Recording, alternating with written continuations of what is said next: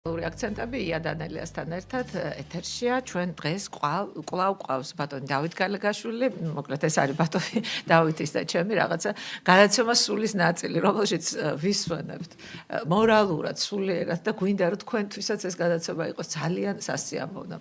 ჩვენ კვლავ შოთა რუსთაველზე გვექნება დღევანდელი გადაცემა და აგრეთვე ბატონ დავით, მინდა რომ ვიდრე ისეთ საინტერესო თემა გვაქვს დღეს. გვექნება შოთა რუსთაველი როგორც პოლიტიკური მოღვაწე. როგორც ვიდრე განვიხილავდეთ მას როგორც პოლიტიკურ მოღვაწეს და ბევრი ადამიანი დღეს ანონსი მივეცით და წერს რომ საიდან მოიტანეთ ჩვენ ისიც არ ვიცით ვინ არის შოთა რუსთაველი. აი მეგობრებო, ვინც თქვენ გვისმენთ ყოველ ოთხშაბათს, თქვენ უკვე ზუსტად იცით ვინ არის შოთა რუსთაველი, რომ ის არის ვინც არის და ახლა კიდევ შეგახსენებთ 1-5 წუთის განმავლობაში, ვისაც არ გჯერათ რომ საქართველოს ისტორიამ უკვე იცის ვინ არის შოთა რუსთაველი, შეგახსენებთ კიდევ ერთხელ, ხოლო როგორი იყო მისი პოლიტიკური მოღვაწეობა, აი ამას ბატონი დავითი მოგვახსენებს დღეს, ხო ვიდრე უშუალოდ გადავიდოდეთ შოთა რუსთაველის პოლიტიკურ მოღვაწეობაზე, ბატონი დავით, ვთქვათ როგორი იყო თამარის ეპოქა, შევახსენოთ ქართველებს, შევახსენოთ ჩვენს მაყურებელს, რა ეპოქაში მოუწია შოთა რუსთაველის მოღვაწეობა. გამარჯობა, ქალბატონოია. ყველას მივესალმები, ვინც გვისმენს და გვიყურებს. ერთგულ მაყურებელს, რომელიც აი დღეს დილიდან რეკავს, ხომ გაქვთო ეთერიო და ვეუბნებით რა საყურველია თქვა. თამარის ეპოქა. ოქროს ხანა საქართველოს ისტორიისა, როდესაც ჩვენმა სახელმწიფომ მიაღწია თავის მწვერვალებს, ჩვენ ვაკონტროლებდით დიდ ტერიტორიას, ორ ზღვას შუა და არა მარტო კავკასიაში, არამედ დღევანდელი თურქეთის ჩრდილო-აღმოსავლეთი ნაწილი და ასევე ირანის ჩრდილო-დასავლეთი ნაწილი, ასევე ჩვენს ზოგი ვასალად ყავდა, ზოგი იყო ჩვენი პროტექციის ქვეშ. პროტექტორატი. რომ წარმოვიდგინოთ, საკუთრივ საქართველოს მოსახლეობა შეადგენდა 5.5 მილიონ ადამიანს. ამ საკუთრივ საქართველოში შედიოდა 20 საერისთავო და გარდა ამისა, მას ასევე მორჩილებოდა და მის დაქვემდებარებაში იყო სომხეთის 5 საერისთავო, 25 საერისთავო ხდება და ასევე ჩრდილოეთ კავკასია, ტრაპიზონის სამეფო და კიდევ რამოდენიმე შაჰარმენთა სასულთნო იყო და კიდევ რამოდენიმე ეზინკის სასულთნო იყო, საამირო, ჩვენი ვასალები და პროტექტორები. საკუთრივ საქართველოში კი იყო 5.5 მილიონი, მაგრამ საქართველო, რომელიც ქართულ სახელმწიფოს ექვემდებარებოდა, გარდა პროტექტორატისა და გარდა ვასალებისა, შეადგენდა მაშინ 9.5 მილიონ ადამიანს. ანუ აქ მარტო ქართველები უკვე აღარიან გარიშებიან. ეთნიკურად ქართველები არა, მაგრამ საქართველოს სახელმწიფოში შემოდიოდა. ამას კიდევ ზემოდან ემატებოდა უკვე სხვა ტერიტორიების პროტექტორატები და ვასალები. რომ შევადაროთ დღევანდელ მსოფლიოს. მსოფლიოში დიდ ქვეყნებს. ჩვენზე დიდი მაშინ იყო მხოლოდ საფრანგეთი მოსახლეობით 13 მილიონი. შემდეგ მოდიოდა იტალია 8 მილიონი, გერმანია 7 მილიონი იყო მხოლოდ. კიევის რუსეთი რომ იყო და შემდეგ რუსეთიც რომ იყო, იქ 3 მილიონი ცხოვრობდა. 6 მილიონი. ბრიტანეთში 2.6 მილიონი ადამიანი ცხოვრობდა სულ შოტლანდიით და უელსით. ჩვენ 9.5 მილიონი ვართ, სახელმწიფოში შემოვალი ხალხები, ქართველები 5.5 მილიონი, ოღონდ აი დღევანდელი მსოფლიო ქვეყნები რომ დავინახოთ, ისინი ჩვენზე პატარები იყვნენ გარდა საფრანგეთისა. რომელიც მე მსოფლიო იმპერიებად იქცნენ. ტერიტორიაც რომ წარმოვიდგინოთ, დღეს თბილისი აკონტროლებს მხოლოდ 59,000 კვადრატულ კილომეტრს. ჩვენ სახელმწიფო ოფიციალურად ვართ 69,000 კვადრატული კილომეტრი, მაგრამ სამწუხაროდ ინტერვენციებისა და ოკუპაციისა ჩვენ მხოლოდ დიდ ნაწილს ვაკონტროლებთ, მცირე ნაწილი ჯერჯერობით ჩვენი ხელისუფლების კონტროლის ქვეშ არ არის. მაშინ ჩვენს დაქვემდებარებაში იყო საკუთრივ საქართველოში 246,000 კვადრატული კილომეტრი. 5-ჯერ მეტი, ვიდრე დღეს ეს თბილისიდან ხორციელდება. ასეთი იყო საქართველოს თამარის დროს. კიდევ უფრო მეც მიაღწია მან ლაშა გიორგის დროს, როდესაც მან კიდევ დაუმატა საქართველოს კონტროლირებად ტერიტორიებს გარკვეული საამიროები და სასულთნოები, თუმცა მაინც თამარის ეპოქაა ის ეპოქა, რომელსაც ოქროს ხანა ეწოდება. ამ დროს თამარის თანამედროვე ადამიანი, რომელიც ჩვენ წინა გადაცემებში მიმოვიხილეთ, იყო შოთა, რომელიც აღწერილია ქართლის ცხოვრებაში რამოდენიმეჯერ. ჩვენ თქვით რომ ადრეულ ხანებში, როდესაც ახალგაზრდა როდესაც იყო შოთა თამარის პირველმა ისტორიკოსმა, მესამე ისტორიკოსმა იქ ახსენა შოთას მამაც, პაპაც და ასევე შოთას მამა მოიხსენე როგორც გენეალოგია მისი ვიცით დანამდვილ. ხო, გრიგოლი და გრიგოლის ძენი, რომელშიც შედის შოთაც და მისი ძმა ტბილის, ასევე იყო მოხსენებული ამ ახალგაზრდობის პერიოდისა. და შეიძლება ითქვას, რომ თამარის დროს თამარი გარდაიცვალა ახალგაზრდა ქალი. სულ 42 წელი შეგვიძლია გარდაიცვალა. ამ დროს სწორედ თამარის გარდაცვალებამდე ალბათ 10 წლით ადრე დაიწერა კიდეც ვეფხის წყაოსანი. ისინი არიან ტოლები შეიძლება რომ ითქვას. მაგრამ თამარის გარდაცვალების შემდეგ შოთამ კიდევ 35 წელიწადი იცოცხლა და უკვე მის შესახებ ინფორმაცია ჩვენ გვხვდება ჟამთა აღმწერელთან. ამიტომაც ჩვენ დღეს შეიძლება უკვე მიმოვიხილოთ ის პერიპეტიები, რომელიც შოთას პოლიტიკურ მოღვაწეობას შეეხება. სადაც ის ჟამთა აღწერელი მას არ მოიხსენებს როგორც რუსთაველს, ის მოიხსენებს როგორც შოთას, ჰერეთის ერისთავს. კიდევ იქ არის მზეწოდება კუპარი, ასეთი მოსახსენებელია, ოღონდ ეს შემდეგი გადაცემების თემაა. ბატონ დავით, აქ ჩაგეკითხებით. აი იმ ადამიანებისთვის, ვისაც ესე ყველაფერი მარტივად არ ჯერათ. არის პატარა შანსი მაინც, რომ ეს შოთა, რომელიც ჟამთა აღწერელს ყავს ახსენები, არ იყოს შოთა რუსთაველი. მე ახლა ჩემ აზრს მოგახსენებთ და მე მივყვები პავლე ინგოროყვას თავარ ნაშრომებს რუსტველიანას და რუსტველიანას ეპილოგს. ჩვენ შემდეგ გადაცემებში გვექნება ცალ-ცალკე განხილული ბევრი მეცნიერის მსჯელობაც. აქ მარტო პავლე ინგოროყვას არ განვიხილავთ ჩვენ. იქ ჩვენ ნახავთ პავლე ინგოროყვას ზოგიერთ უზუსტობას, იქ ნახავთ ერთ-ერთ პარადოქსულ შეცდომას, რასაც მე ვეძახი, რამაც ხელი შეუშალა ამ ადამიანის შოთა რუსთაველის ვინაობის ამოცნობას საბოლოო ჯამში. ყველა ამის წინააღმდეგ წავიდა. ეს უკვე თუმცა ყველა შეცდომა რაღაცა ახლის დასაწყისი არის მაინც არა? ყველა შეცდომა უძვირფასესია. ყველა შეცდომა უძვირფასესია. ჩვენ ნახავთ ჩვენი უდიდესი ქართველების ძალიან გონივრულ ნააზრევს, მაგრამ შეცდომებსაც ეს მაინც და მაინც მე არ უნდა მერწმუნოს ადამიანი. მე რო ლაპარაკობ, უბრალოდ ჩემი სუბიექტური აზრია ამ დროს და მე საშუალებას ვაძლევ ყველას, ვინც კი დაინტერესდება 100 მეცნიერის 200 ნაშრომით ერთად სამტომეულში გაეცნოს და წაიკითხოს და თვითონ დაადგინოს, კაცო, იქნება პავლე ინგოროყვა მართალი არ მიაჩნია, იქნება და სხვა მიაჩნია მართალი. ყველა ვერსია დაიბეჭდება მესამე ტომში, რაც კი შოთა რუსთაველზე დაწერილა, რომ შოთა რუსთაველი თანამედროვეებიც ალბათ. თანამედროვეებიც და მე-20 საუკუნესაც, იმიტომ რომ ჩვენ უნდა მივცეთ სრული სურათი ყველა დაინტერესებულ რომ თვითონ გადაწყვიტონ, თავისთვის გადაწყვიტონ, ვინ შეიძლება და ყოფილიყო ეს კაცი, შოთა რუსთაველი. ჩვენ ასაც ვლაპარაკობთ, არავის არ ვარწმუნებთ, არავის არ ვეკამათებით, არც მეცნიერებს, არც არავის არ ვიცავთ. ჩვენ ყვებით ისტორიას, რომელიც ჩვენ მოგწონს, ასე რომ ვთქვათ. და ვაცნობთ კიდევაც ამის შესახებ მკითხველსაც და მსმენელსაც. შოთა რუსთაველის ერისთავობა ჩვენ წინა გადაცემაში ვთქვით, გამოიხატა იერუსალიმში ჯვარის მონასტერში შემონახული ფრესკით და აღაფთა წიგნით. იქ ჩვენ ნახეთ იმ ფრესკაზე ის შემოსილია სკარამანგით შესამოსელით, რომელიც უტოლდება, თითქმის უახლოვდება მეფისას. იმიტომ რომ ის არის ძოწეულისა, პორფირისა. ეს გთხოვთ რომ აჩვენოთ შოთა რუსთაველის ფრესკა, სადაც არის შოთა რუსთაველის სკარამანგით შემოსილი. აქ თქვენ ნახავთ ამ მეწამული სფეროს, აი შინდისფერ სფეროს. ასეთი არავის არ აცვი ერისთავებიდან. ხო, აჩვენოს კადრის სლაიდი. დიახ, გავადიდეთ. აი, დიდი მადლობა, ერთიც გავიდიდეთ, კი ბატონო. სიასამურის ბეწვი აქ ზემოდან იმითაა შემოსილი. მეფეებს ჰქონდათ ხოლოს ამაზე მეტის ჩაცმის უფლება. ასეთი არავის არ აცვია არც ერთ ფრესკაზე, არც ერთ ეპოქაში, არც დავით აღმაშენებლის დროს და არც გიორგი ბრწყინვალელის დროს, არც თამარის დროს. მარტო შოთა ასე. მის ძმასაც კი არ ჰქონდა უფლება, რომ ასეთი სკარამანგი ისმებოდა, იმიტომ რომ უფროსი ძმა შოთა იყო და ვინაიდან ეს არის გვერდითი შტო ბაგრატიონთა გვარისა, ამიტომაც არის ასე შემოსილი. ჩვენ ასევე აღწერეთ, რომ მეჭუტათ უხუცესობა ან მინისტრობა შეეძლო მხოლოდ ერისთავთა წარმომადგენლებს. მაინც გავიმეორებ წინა გადაცემას, იმიტომ რომ ახლა თქვენ დასვით საკითხი, ვინცაც არ უსმენია წინა გადაცემებისთვის, მასაც უთხრათ. შოთა რუსთაველი რომ იყო ფინანსთა მინისტრი, მაშინდელი ტერმინით მეჭურჭლად უხუცესი, ეს ყველამ ვიცით. ეს დოკუმენტი შენახულია აღაფთა წიგნში, რომელიც ჯვრის მონასტერმა გადაარჩინა 8 საუკუნის მანძილზე. მინისტრობა შეეძლო მხოლოდ ერისთავთს. 5 გამონაკლისში ჩვენ ჩამოვთვალეთ, იქ იყო ნაყივჩაღარი, ყუბასარი, აფრიდონი, იოანე, იქ მამაშვილი, მანკაბერდაელები იყვნენ მონღოლებმა, ვინც დანიშნეს თავიანთ წარმომადგენლებად. 5 კაცია, დანარჩენი არიან ყველა ერისთავები და ერისთავებშიც მინისტრები ხდებოდნენ ერისთავთები. გარდა ყუთლუ არსლანისა, რომელიც მხოლოდ ერისთავი იყო, მაგრამ მასაც გარკვეული ადგილი ეკავა ამ საერისთავოში. ის იყო ჯაყელთა ასევე გვერდითი შტოვის წარმომადგენელი, კორიდელთა გვარიდან იყო ეს ყუთლუ არსლანი, ვინც პირველი პარლამენტი, ესე ეგრეთ წოდებული, ვინც ჩამოყალიბა საქართველოში თამარის დროს. და ერისთავობა რას ნიშნავს? მაშინ ამასაც ვიტყვი.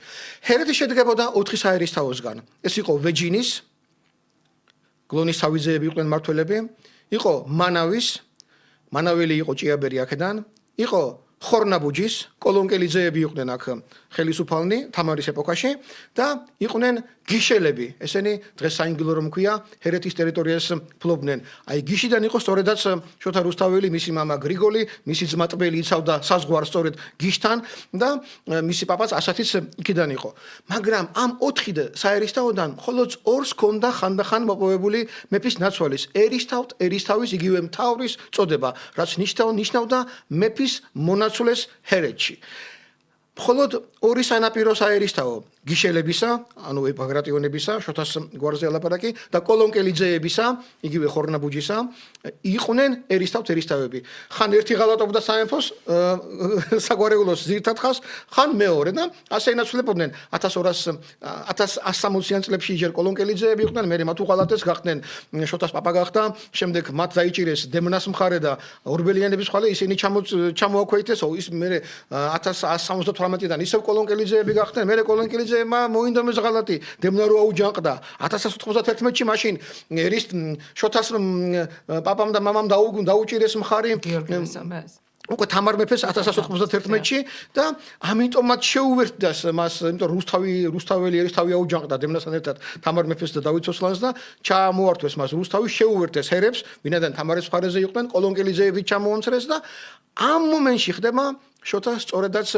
რუსთველი. მაშინ ესე ვიტყვი, 1191-ში თამარის ისტორიკოსი აღწერს, რომ ამ ადამიანების შვილები, გრიგოლის ძენი, მახატელის ძენი, ჭიაბერის ძენი, ასე ჩამოთვლის ჰერეთის ერისთავებს, მიიყვანეს თამარ მეფესთან, როგორც სრულწლოვანები უკვე, ეს მაშინ მხოლოდ სრულწლოვანების შემთხვევაში ხდებოდა და თამარმა ისინი მათ საპატრონოდ მიიღო და დალოცა. შოთა ამ დროს უკვე 25 წლისაა, ის დაბადებულია 1166 წელს.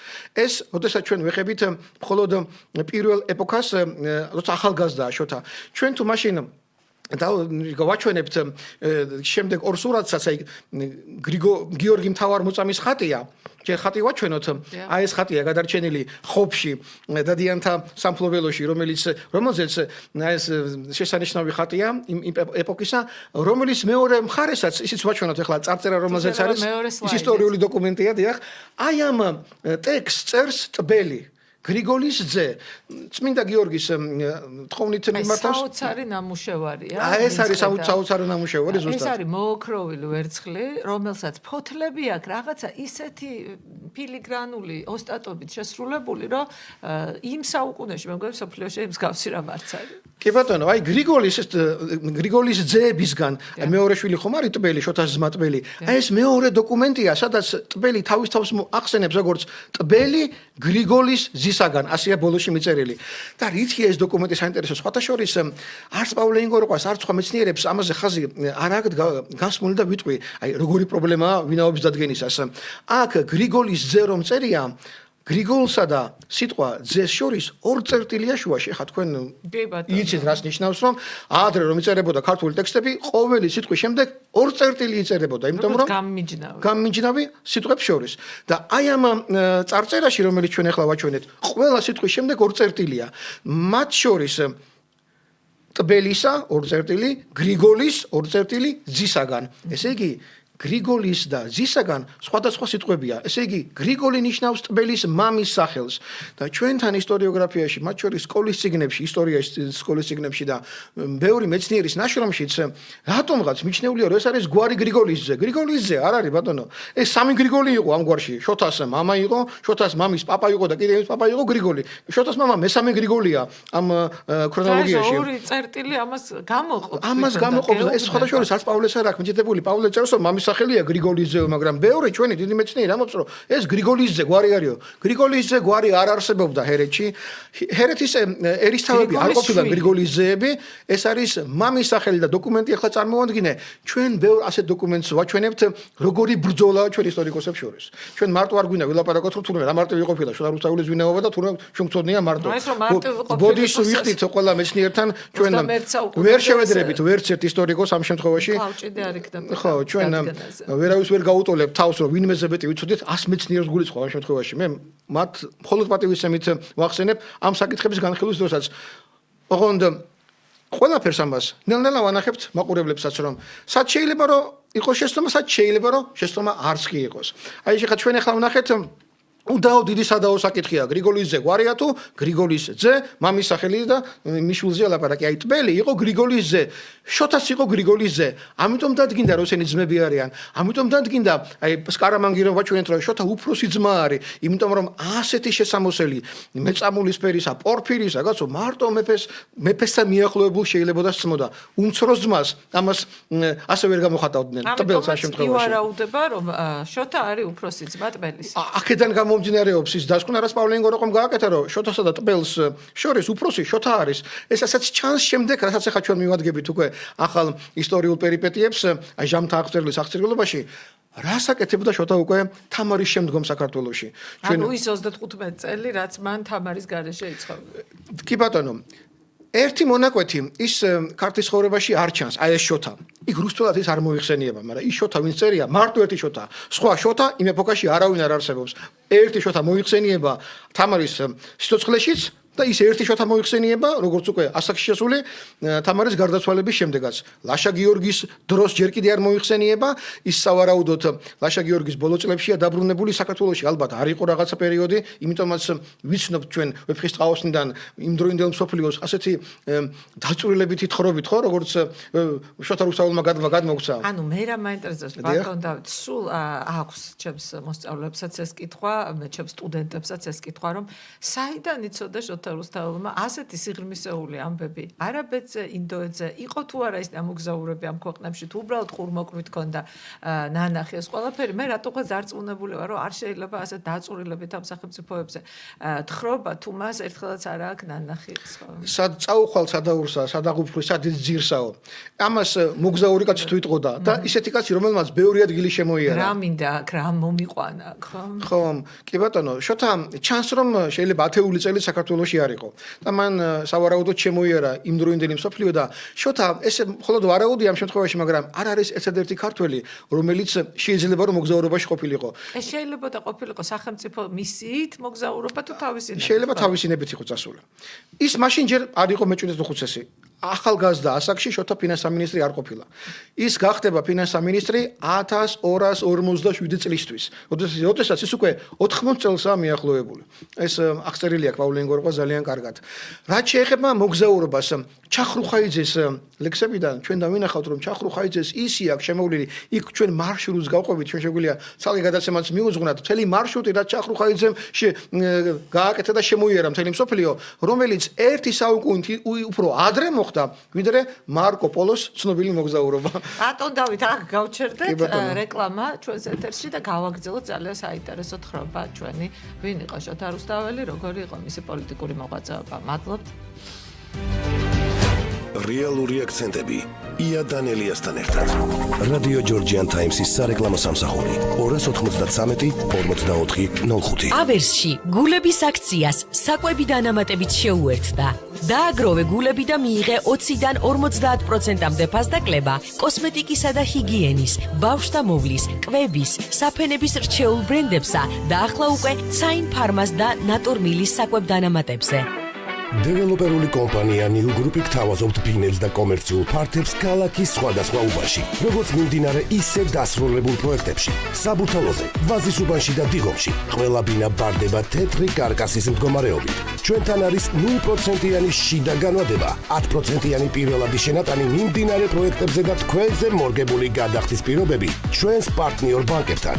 არ გადადო ხვალისთვის და ვიკავშირდით დღესვე ნომერზე 599-47-59-59. ასევე გადმოდით ჩვენ საიტზე www.newgroup.g და დაათვალიერე ყველა ბინა მარტივად. ჩვენი გაყიდვების ოფისი მდებარეობს ქავთარაძის ქუჩა ნომერი 60. ჩვენ ვაშერებთ მომავალს. რადიო ჯორჯიან ტაიმსის სარეკლამო სამსახური 293-44-05. რეალური აქცენტები ია დანელიასთან ერთად. დაგიბრუნდით ძვირფასო ტელემაყურებლებო, ჩვენ ვართ იმ ადგილზე შეჩერებული, სადაც შოთა რუსთაველი თვითონ ახალგაზრდობაში შეიძლება მოგზაურობდა, შეიძლება მთელი აზია მოიარა, მან ეზიარა აზიურ კულტურას და სწორედ აი ამის შემდეგ დაწერა ვეფხისტყაოსანი, ხო? შეიძლება ნაწილი დაიწერა კიდეც მისი ყარიბობის დროს, ანუ როდესაც წასული იყო საქართველოდან. თუმცა ეს ვარაუდია, მოდი ესე ვთქვათ, ამაზე დოკუმენტები ჩვენ არ მოგვეპოვება, ესეც ვარაუდის დონეზე არის. მაგრამ ჩანს რომ ის დიდი ხნით საქართველოში არ იმყოფებოდა.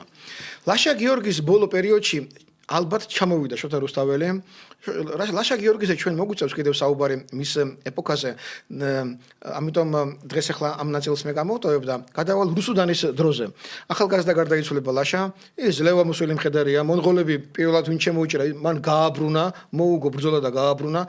წარმოიდგინეთ, მაშინ ვიდრე როდესაც ჯვაროსნებმა დაიკავეს იერუსალიმი და სამეფო გამოაცხადეს, ეს ის პერიოდია, წარმოიდგინეთ, რომ დასავლეთ ევროპა მაშინ იპყრობს იმ ტერიტორიას, რასაც დღეს იგივე დასავლეთ ევროპა ცდილობს რომ დაიპყროს. მაშინ ჩვენ ვართ წინა ბურჯი მათთვის. ისინი ასე მოგვიხსენ, გოტია იყო ასეთი ცნობილი პერსონაჟი მე-12 საუკუნისა, ქართველებს ეძახის წინა ბურჯინი არიან ჩვენიო, ვინცო იცავსო ჩვენს მტერთან საზღვარსო. დღეს ალბათ ახლა წინა ბურჯად აზერბაიჯანი და სომხეთია გამოკვეთილი. ბრიტანეთმა ასე გადაწყვეტა, ჩვენიდან მათზე გადაიტანა აქცენტი. აი წარმოიდგინეთ წინა ბურჯობა რას ნიშნავდა. მაშინ ტრაპიზონი ჩვენთან შემოდის, წარმოიდგინეთ. თუმცა კულტურას რას უშვებიან ბატონო? კულტურას ვერ დაწევენ. კულტურას ვერავინ ვერ დაეწევა. ახლა ეს უკვე სხვა ფენომენია ქართული. ჩვენ მაშინ ჩავანაცვლეთ ბიზანტია. ბიზანტიის კონსტანტინოპოლი მოგეხსენებათ 1204 წელს თამარის მეფობისას დაიკავეს 57 წლით ლათინებმა. ბურჯი გავხდით და მე დრო შეიძლება. ამის შემდეგ გავხდით ბურჯი. შემდეგ ლაშა გიორგის შემდეგ რუსუდანი გამეფდება. როგორც ხელისუფალი ძალიან სუსტი, მოგეხსენებათ ახლა და ყველა მის სამბავი. თუმცა ამბიციური ძალიან. და ამ დროს იწყებენ უკვე მონღოლები ჩვენს დაპატრონებას და შემოსვლას. ჯერ დაიკავებენ აღმოსავლეთ სამხრეთ საქართველოს გაგის ვარამ გაგელი ჩააბარებს მათ თავიანთ გასაღებს, შემდეგ აი შანშემ ხარგზელი და ავაგ მხარგზელი ჩააბარებენ კიდე თავის ციხესიმაგრეებს. ეს ხდებოდა და მაშინ დაიწყება 30-იანი წლების ბოლოს უკვე მოლაპარაკებები. 4 ერისთავი ელაპარაკება მონღოლებს. 4 კაციდან 3 არიან ისინი, ვინც ციხესიმაგრეები ჩააბარეს და უბრძოლოდა დაუთმეს თავიანთი ეს სამფლობელოები. ეს არის ვარამ გაგელი, მსახურთუხუცესია, ეს არის შანშემ ხარგზელი, მანდატო თუხუცესია თუ არ ვცდები და ასევე არის ავაგ მხარგზელი. ის არის სპასალარი. ანუ სამი მთავარი მინისტრი ამ შემთხვევაში მოლაპარაკებების მონაწილენი, რომლებიც დანებდებიან მონღოლებს და მეოთხე არის შოთა ჰერეთის ერისთავი. ეს ჩვენი შოთაა რუსთაველი, ახლა ვილაპარაკო, შოთა ერისთავზე ელაპარაკე. არავის კი არ ჯერა, მაგრამ ჩვენი ვილაპარაკოთ რა. შოთა ჰერეთის ერისთავი იყო ერთ-ერთი ორიდან საქართველოში, ვინც მონღოლებს არ დანებდება. ერთი იყო პანკელი და მეორე იყო შოთა. მაგრამ მოლაპარაკებაში პანკელი არ მონაწილეობს. მოლაპარაკებაში 4 კაციდან ერთი შოთაა, ის სამი რომელიც დავასახელე. რატომ არ დანებდნენ? იმიტომ რომ ჰერეთი და პანკისის ხეობა იყო დასული ტყეებით, ასე წერს თავის ისტორიულ ნაშრომში. ზღუდე ქონდა პირიქითა კავკასია. აი დემნას აჯანყების დროს ორბენიანებმა რომ მოუწყეს გიორგი მესამეს აჯანყება, რომ დემნა უნდა იყოს მეფეო და არა შვენი ქალიშვილიო, მაშინ შოთას დიდი პაპა გრიგოლ მეორე ვინც იყო, ანუ შოთას მამის პაპა ვინც იყო, ის გრიგოლი სხვა იყო. ის გრიგოლ მეორე ლეკებს და მთელ კავკასიას მოიმხორობს, იქიდან ჯარს გადმოიყვანს, დაუჭერს მხარს გრიგოლ ორბელიანს და დემნას და გიორგი მესამეს წინააღმდეგ აჯანყდება. ისევე როგორც მისი ბიძაშვილიც შოთა ერქვა. შოთას პაპის მამის ბიძაშვილი შოთა იყო. შოთა და გრიგოლი დაუპირისპირდებიან გიორგი მესამეს. და ის მათ ალბათ დასჯის სიკვდილითაც მეცენი აღარ ჩანან. ჩამოამცრობს შოთას პაპას და მამას დაბლა დაწევს, მარტო გიშღა დაუტოვებს და შოთა ჯერ მაშინ ახალგაზრდა 12 წლის ბიჭი არის. 7 წლის არის თამარი, 7-8 წლის არის თამარი, როცა აჯანყება მოხდება დემნასი. რატომ ყვები ახლა ამას? შოთას მონაწილეობა მოლაპარაკებაში ეს უზარმაზარი ფაქტორია თუ რამხელა პოლიტიკური ადგილი ეკავა შოთა რუსთაველს. სამი ადამიანი მინისტრები არიან, მანდატორ თუხუცესი, მსახურ თუხუცესი და ამილ სპასალარი, სამი მთავარი კაცია. ამ დროს, ამ მოლაპარაკების დროს დავით ნარინი, რუსუდანიშვილი ყარაყორუმშია გაგზავნილი. დავით ულუ ჯერ კიდევ თურქეთშია, იქ დამწყდეული ყავდა საქართველოში. ხო, მემკვიდრე არავინ აღარ არის. და 4 კაციდან მოლაპარაკებაში ფიქსირდება რომ შოთა, შოთა რუსთაველია ზუსტად. ეს პირველი დაფიქსირება. შემდეგ ხდება ასეთი რამ რომ როგორც თქვი, ის არ დანებდება და ერთ-ერთი, ესე იგი, არ დანებებული ადამიანია მოლაპარაკებებში. შემდეგ ჩვენ შოთას ხვდებით კოხტისთავის აჯანყებაში. ეს ყველაზე მნიშვნელოვანია. როდესაც იქ 10 ადამიანია დასახელებული და ჩამოთვლი კიდევ მე წინა გადაცემაში ჩამოთვალე შოთა კუპრი, ანუ შოთა რუსთაველი, ცოტნე დადიანი, ეგარსლან დიდი, შანშა მხარგზელი, ვარამგაგელი, ყვარყვარე, სამცხის სპასალარი, სარგისტმოგველი, ერისთავი თორისა, ერისთავი რაჭანაკვერისა, კახაბერიზე. ამ დროს ფინანსთა მინისტრი ყვარყვარე არის. მე ის 1245-ში გარდაიცვლება და ამის შემდეგ ხდება უკვე შოთა რუსთაველი ფინანსთა მინისტრი. მეჭუჭლეთ ოხუცესი, ანუ რომ წარმოვიდგინოთ როგორი აღნაგობა აქვს ჩვენს მაშინ სამთავრობო შემადგენლობას. და როგორც კოხტისთავის აჯანყება, შოთაც შეპყრობილია და ტანზემოთ განზარცული თაფლ წასმული, მხრებ შეკრული, ანიში ისიც ხვებთან ერთად წარმოიდგინეთ 80 წელს მიწევნილი შოთა რუსთაველი იქ ბრძანდება.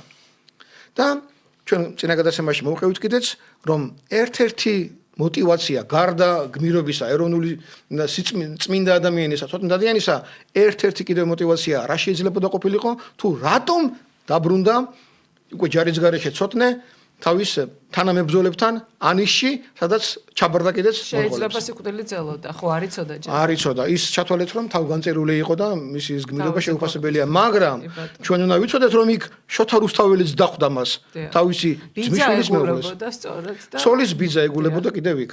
ასე რომ ჩვენ როდესაც ვსაუბრობთ შოთა რუსთაველზე, ის არა მარტო დიდი პოეტია, ის არა მარტო საოცარი სიტყვის მთქმელია, დედამიწაზე ვინც კი შეიძლება ყოფილიყო, არა მარტო უზარმაზარი ფილოსოფოსია და მოაზროვნეა, ის საქართველოს ეროვნული გმირია, იმიტომ რომ ის იქ კოხტისთავის აჯანყებულებთან ერთად იქ თაფლწასმული იჯდა მონღოლების თვალწინ. იმავდროულად ის არის იმ მომენტში ბაგრატიონი მამაკაცი, რომელიც საქართველოში იყო, დავით ულუ ჯერ კიდევ ოსმალეთშია, ფაქტობრივად უმეფო საქართველოში. უმეფო საქართველოა, დავით ნარინი მონღოლეთშია, სხვათა შორის კიდევ ერთხელ მოიხსენიება, კიდევ ორჯერ მოიხსენიება შოთა რუსთაველი ქართლის ცხოვრებაში, ჟამთახსრელთან. ერთხელ როდესაც დავით ნარინს წაიყვანენ ისინი გამცილებელთა შორისაა, დავით ნარინი წავა ყარაყორუმში, მეორედ მოძებნიან, ძლივს მოძებნიან ჯურღმულში ჩაგდებულ ლაშას შვილს, ლაშა გიორგის შვილს. დავითს, ოღონდ უკვე ულუს წოდებულს მომავალში. ის ჩამოვა და ის მას ასევე შეხვდება და დახვდება. იქ ეგარსლანია თუ არ ვცვლები ვაკურციხელი და კიდევ რამდენიმე და შემდეგ იმასაც გააგზავნიან კერდა წაიყვანენ მონღოლები ყარაყორუმში თავისთან და გადაწყვეტენ რომ ორი მეფე ეყოლება საქართველოსო 6 წლის მერე, რაც ისინი მათ იმყოფებენ თავისთან მონღოლეთში. შოთა რუსთაველი ამ საკითხებში მონაწილეობს. მოლაპარაკება მონღოლებთან, კოხტისთავის აჯანყება, დავით ნარინის გაცილება მონღოლეთში, დავით ულუს დახვედრა, როცა ოსმალეთიდან ბრუნდება საქართველოში. ის უზარმაზარი პიროვნებაა. პავლენკო როყა მას ერის მამას უწოდებს, იმიტომ რომ ის ბაგრატიონია და რაც ჩამოთვალე, ამაში მონაწილეობს. ეს ქართლის ცხოვრებაში წერია. ის შოთა სახელით მოიხსენიება. ის არის შოთა. ახლა ბატონო შოთა რუსთაველი CV-ს არ დაწერდა ჩვენთვის რომ ამოგვეცოდა ვინ იყო ის კაცი, კაცო. მაშინ 4ჯერ არის მოხსენებული ჟამთან აფსერელთან, 3ჯერ არის მოხსენებული ოღონდ არასახელით, არამედ როგორც გრიგოლის შვილი თამარის ისტორიკოსებში. ტბელი მისი ძმა, აგერ ვაჩვენეთ მასზე წინა გადაცემაში ვისაუბრეთ. ხო, წმინდა გიორგის ხატის წარწერაზე როგორ არის მოხსენებული? ეს მხოლოდ დოკუმენტებია. ჩვენ მხოლოდ დოკუმენტებით ვლაპარაკობთ ამ შემთხვევაში და ჩემი ეს ემოცია და დადებითი ემოცია ამ შემთხვევაში აქედან არის გამოწვეული რომ დროა საქართველოში დაიწყოს განხილვა მეცნიერებათა აკადემიაში, საქართველოს განათლების სამინისტროში. ის კი არა რომ მაინც და მაინც ეს არის შოთა რუსთაველი, არამედ რაც წარმოდგენილი არის უკვე პირველ ტომში და რასაც იქნება ძალიან მარე შემდეგ ორ ტომში განხილვები დაიწყოს საჯარო დაიწყოს განხილვები რომ ვინ რას ამბობს საქართველოს ხალხმა დაიმსახურა რომ იცოდეს შოთა რუსთაველი ვინაა ბოლოს და ბოლოს კაცო 78 მინისტრიდან რომელიც იყო საქართველოში დავით აღმაშენებლიდან ვიდრე გიორგი ბრწყინვალებდე 300 წლის განმავლობაში 78 ცნობილი მინისტრიდან მარტო ერთი კაცია რომ ვიცით რომ მინისტრია შოთა რუსთაველი რომელიც არ ვიცით რომელი ოჯახის წარმომადგენელი შეიძლება ასე რომ ჩვენ მოდით აი 2 წუთი იმას დაუთმოთ რატომ არის ასეთი დიდი პოლემიკა ქართულ მეცნიერებს შორის და რატომ ვერ ჯერდებიან ისინი ამაზე და იქნება არ არის თქვა ადამიანი რომელიც მართლა დასვამს მეცნიერებათა აკადემიაში ამაზე უფრო საშუური საკითხი პრინციპში რა არის ხო მეცნიერებათა აკადემიისთვის რომ მათი დიდი ვარსკვლავის შესახებ ვიცოდეთ ყველაფერი ჩვენ საკითხების მიხედვით განვიხილავთ კიდე შემდეგ გადაცემებში რამოდენიმე მთავარ თემას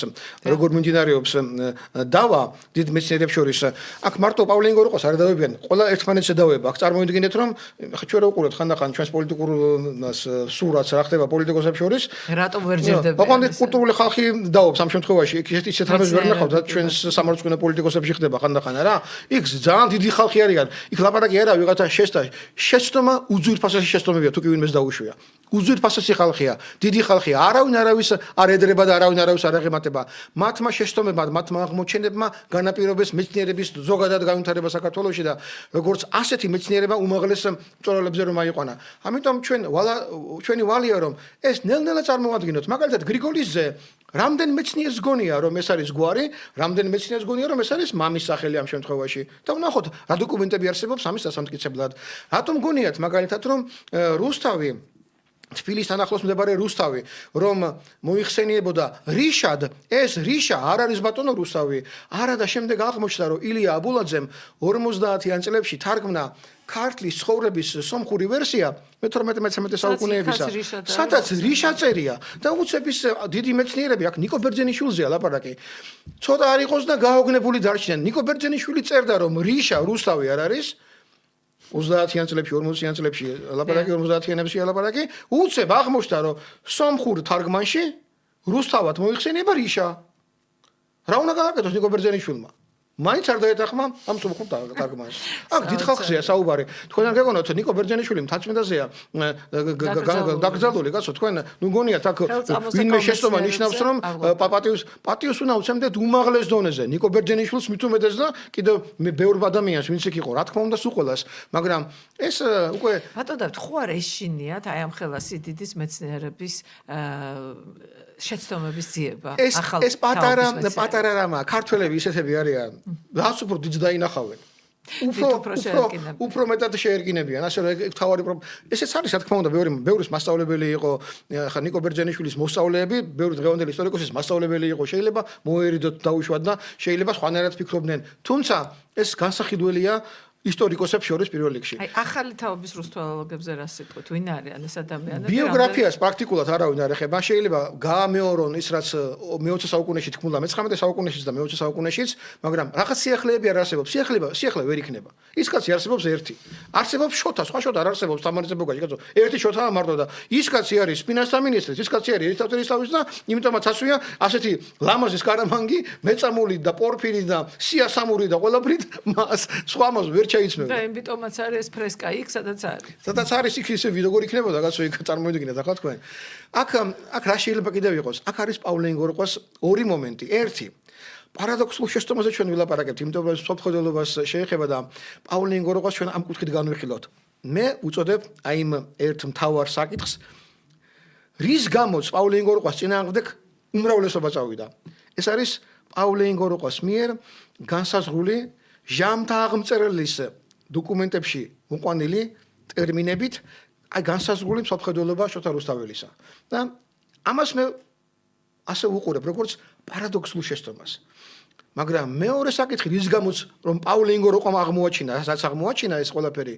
იმის გამოც ხდება რომ პავლე ინგოროყვა არის ხელმომწერი საქართველოს დამოუკიდებლობის აქტისა პავლე ინგოროყვა არის იმ დოკუმენტის შემდგენელი როდესაც აღდგა საქართველოს ეკლესიის ავტოკეფალია, ის როგორც სამოქალაქო პირი შესული იყო საკათალიკოსო საბჭოში.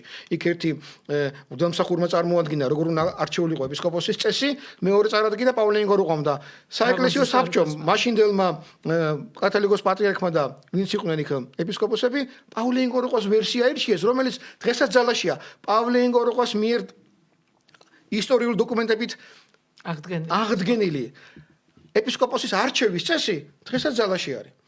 პავლე ინგოროყვა იყო, რომელმაც 20-იან წლებში გამოსცა, მაშინ ფილიპე მახარაძეა საქართველოს პირველი პირი, გამოსცა ილია ჭავჭავაძის ატომეული. ფილიპე მახარაძეა და ის კომუნისტები, ვინც ილია ჭავჭავაძე შეიწერეს და მოაკვლევინეს.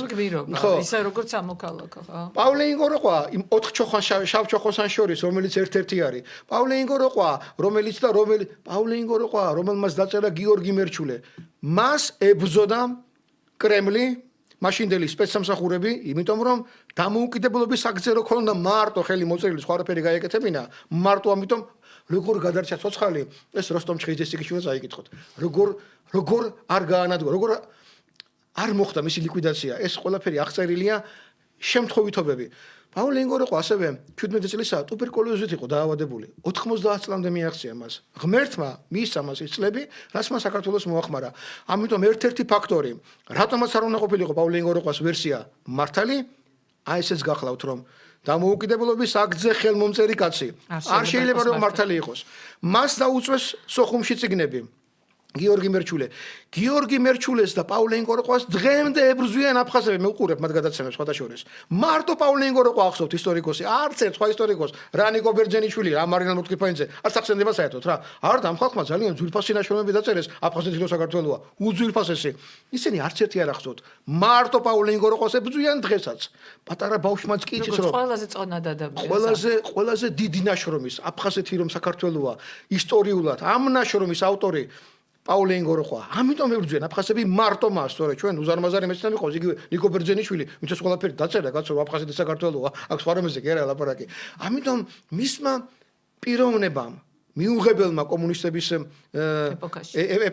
ეპოქაში, მოსკოვისთვის და კომუნისტური რეჟიმისთვის შეიძლება ასე ითქვას, რომლის ერთი ნაშრომიც რომ წინ წამოწეულიყო, იგივე მიქაელ მოდრეკილის და კიდე 8 ხელნაწერის სანოტონიშნების ამოცნობა მან ამოიცნო, შემთხვევით გაძვრა, იმის არ იყო ჩაკულო კოსმოსში წავიდა, მასე გაძვრა პავლე ინგოროყვას მიერ ამოხსნელი ქართული საგალობლები, მისი ამოხსნილი სანოტო სისტემა, რომელიც სანოტო სისტემა, ეს არ არის ნევნები და იეროგლიფები, ასე გონია ჩვენ მუსიკალურ სამყაროს, ამაზე კიდე ცალკე გადაცემა გვექნება ჩვენ, რომ ეს არის დოდან დაწყებული, დოცი დამთავრებული 8 საფეხურიანი სანოტო სისტემა. პავლეს აღმოჩენა იუნესკოს ჟურნალში დაიბეჭდა, იუნესკოს რადიომ გააჟღერა 1000 წლის წინანდელი საგალობლები მსოფლიოში გაჟღერდა. რამდენიმე წელიწადში ჩაახრეს და დღეს საქართველოში არავინ მუსიკოსებიდან, მომღერლებიდან საოცარი გუნდები ყავს. რა ხალხი მღერის. არ იციან რომ ჩვენ ამოხსნილი გვაქვს 1300 საგალობელი დაძინებულია. ჩვენ რომ იცოდეთ ამ ნაწილში 1300 საგალობლის ნოტი გვაქვს? 1300 ნოტირებული საგალობელია, რომელიც არის აუჟღერებელი, არა და 30 ააჟღერა პავლე ინგოროყვას ამოხსნილ ნოტებით საქართველოს სახელმწიფო კაპელამ სიონის ტაძარში. გამშიფრავები ბატონ დავით. ეხლა აღარ არიან პავლე ინგოროყვა გაჩიფრა. მე ვიცი კაცო, მე შემიძლია ვილაპარაკო და მაგას მე გაჩვენებ. არც მენა არა მაქვს, არც ვერც უმღერი, არც მუსიკათმცოდნე არ გახლავართ. ძალიან მარტივად შემიძლია აუხსნა. ანუ კითხულობთ. უმარტივესია. პავლე ინგოროყვას ამოხსნა, მე გენა მომიხსნა, პავლე ინგოროყვამ ამოხსნა და ეს არიციან მუსიკოსები, მაგას წარმოგიდგენია? ესე ვინ იცის რამხელა საგანძურის წინ ვდგავართ და იუნესკოს რადიომ გააჟღერა 1961-62 წლებში ჟურნალმა დაბეჭდა. ეს ჟურნალი მაქვს ინგლისურ ენაზე, ჩვენ ვაჩვენებთ და კიდეც ვაჩვენებთ ამას. ამ ყველაფერს ინგლისურ ენაზე მაგალითად როგორ იყო დაწერილი. წარმოგიდგენია და ამიტომაც არ არის ეს აღიარებული რომ იმ დროს 15 რესპუბლიკაში საქართველოს არ უნდა ყოფილიყო გამორჩეული. კი ბატონო, გამორჩეული კი ვიყავით, მაგრამ სანატონიშნებით, ქართული ასომთავრულით ან ისტორიით სახელმწიფოებრიობის ისტორიით. სახელმწიფოებრივი ისტორიით შენ ამის უფლებას არ გაძლევდნენ. სამწუხაროდ ინერცია ამას დღემდე მოყვება და ჩვენი მედი გვაქვს ეს ციგნი რომელიც პირველი ტომით თქვენ გადმოგეცით აკადემიაში ვეახლება ბატონ როინ მეტრეველს კიდევ იქ დიდ მეცნიერებს ბატონ ალთანდილ არაბულს ის ალბათ თანახმა იქნება რომ თქვა შემდეგ ტომებში უკვე მონაწილეობა მიიღოს როგორც რედაქტორმა იმედი მაქვს ამისი დიდი მეცნიერია რუსთოლოგია ბატონი ალთანდილ არაბული და კიდევ სხვაებიც ჩვენ მათთან უკვე ამ თემას გავხსნით იმიტომ კი არა რომ რაღაცა ვამტკიცოთ იმიტომ რომ ქართველი ხალხი ამას იმსახურებს გაიგოს ვინ არის შოთა რუსთაველი ბატონ დავით, ჩვენი გადაცემა ამოიწურა ძალიან ბევრი ადამიანი გვწერს, დიდ მადლობას გვიხდის გადაცემისთვის და ყველაზე კარგი რა არის, მოდით ერთ ნეგატივს გავაჟღერებ აქა. ადამიანი, რომელიც არის დავით აბულაძე და დროშა აქვს ევროკავშირის და უკრაინის დადებული იქა, გვწერს რომ თქვენ ხართ რუსები და ფარისევლები. რას ვისაუბრებთ? შოთა რუსთაველი ხარ გულისხმობს. ალბათ ჩვენ გულისხმობს, რახან ვლაპარაკობთ ასეთ ეროვნულ თემებზე.